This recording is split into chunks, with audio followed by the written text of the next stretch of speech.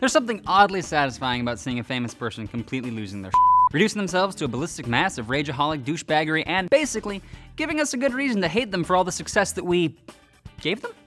Usually when they were too young to know what they were getting into. It's a vicious, psychologically destructive cycle and we can't get enough of it, so let's change it up a bit. Here are some celebrity freakouts that actually seem pretty justified to me. There's a moment in every movie's promotion tour when interviewers start running out of questions, and that moment happens immediately. Maybe I'm just the wrong audience for this type of thing, but I've generally already decided whether or not I'm going to see a movie before I see one mildly attractive person ask, "Oh my God, how is this thing that you can't have a bad opinion about without severely damaging your career?" And a more attractive person replying, "It was good things." So I can understand why an interview may feel the need to spice things up, but I don't think this was the right way to do it. Now, were you able to wear undergarments? You're like the fifth person that's asking well, no, that because What is going on? Since when did people start asking each other about in interviews about their underwear? Oh, that guy sure learned his lesson. Oh wait. What was that suit like? It had to be comfortable to wear, but it looked like it was so form-fitting, wasn't it? This guy's amazing. Part of his job is finding out if Anne Hathaway wore underwear under a Catwoman costume or not, but he can't just ask because everyone will make fun of him on Twitter again, so he has to dance around it. Can he make it work? This is like a sporting event. You are in phenomenal shape. Thank you. You're very gracious. You're always in great shape, but you had to make sure you were in perfect shape for this one, didn't you? Is there a certain, what is the feline fitness regime? And then Shakespeare's wife comes back with an epic zinger. Are you trying to lose weight? Well, what do you want? Are you trying to fit into a cat suit? But before you give her too much credit for that, remember that she had a lot of time to come up with it. How do you fit into that suit? You're in phenomenal shape right now. How much weight have you lost to get into this shape right now? Getting in shape, you know, you're in great shape and you look always fantastic. I think your movement work is just brilliant in the film. Thank you. How did you get in touch with your kind of inner Kitty? Look at that body, your body's banging, girl. Now that we've watched a studio audience applaud a woman's banging body as she walks on stage like they're a bunch of drunk frat boys hanging out the passenger window of their friend's dad's Escalade, let's see how we managed to screw up interviews with dudes. What you said to the New York Times once was, you can't go from a $2,000 a night hotel suite to a penitentiary and understand it and come out a liberal.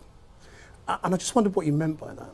Hey buddy, love your new movie about punching a robot you made with a robot suit while a newer robot punches older robots. Mind if we talk about small L liberalism, addiction, and your relationship with your father? And this is after the same guy did the same thing to Quentin Tarantino. No, it's not my job to flesh it out. No, it's my job to try and ask you to. And I'm shutting your butt down. Back when that video came out, we all just assumed that Quentin Tarantino was being the same kind of turd burglar he's always been. God, Quentin, you're as good as Petty Chayefsky. But no, it turns out he was reacting appropriately to being interviewed by a wormy little goblin man. According to a brief poll of the internet, the average Game of Thrones fans would happily flay their own mother and graphically defile the comic relief member of their friend group just to find out what happens next on this TV show. So once they realize that author George R.R. Martin has 2 more books to go, generally takes about a decade to finish each one, and is 76 million years old, they began to wonder, what if he's gonna die? That would be just as bad as that time their favorite video game company went out of business. So what does Georgie have to say about that? I find that question, you know, pretty offensive, frankly, when people start speculating about my death and my health, so you to those people. Oh, right, because he's a human being and his death will leave an unfillable void in the world for all his friends and family, the emotional impact of which will dwarf the collective disappointment we'll feel for not getting closure for our favorite novel about dragons and people putting things inside of other people.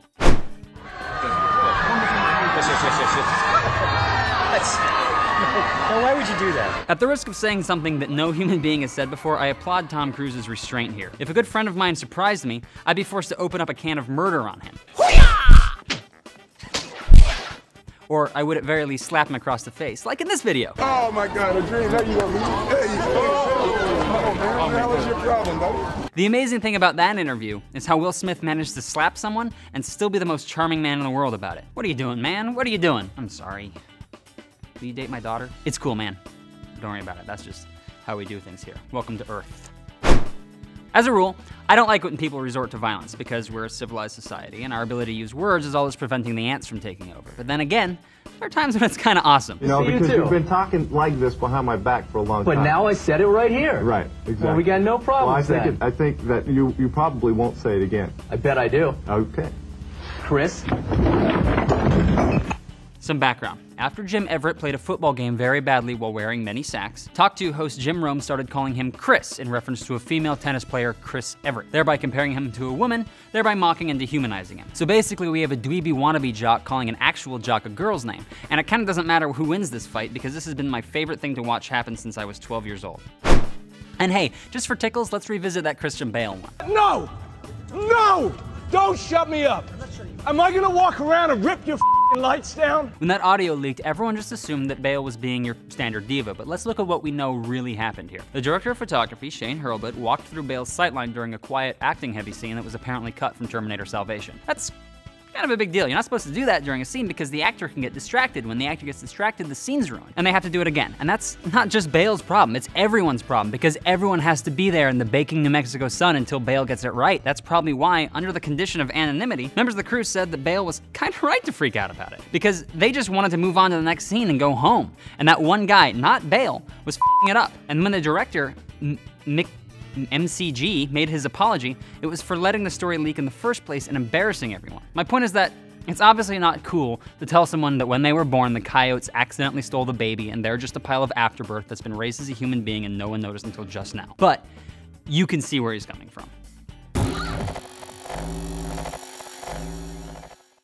Hey, lurk and subscribe. Lurk? Really? Lurk? Like and subscribe, Josh. How many years have you been doing this, Josh? Be a professional, Josh. It's like and subscribe. I'm sorry, Abe. I was just trying. Like and subscribe.